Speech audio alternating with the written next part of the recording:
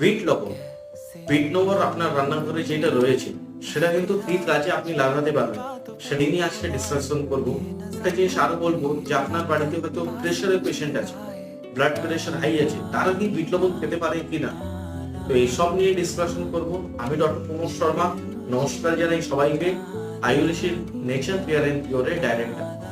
তো আজকে আপনাকে বলবো বিট লবণ আপনার শরীরে কোনোদিনই প্রেশারটাকে বাড়ায় না।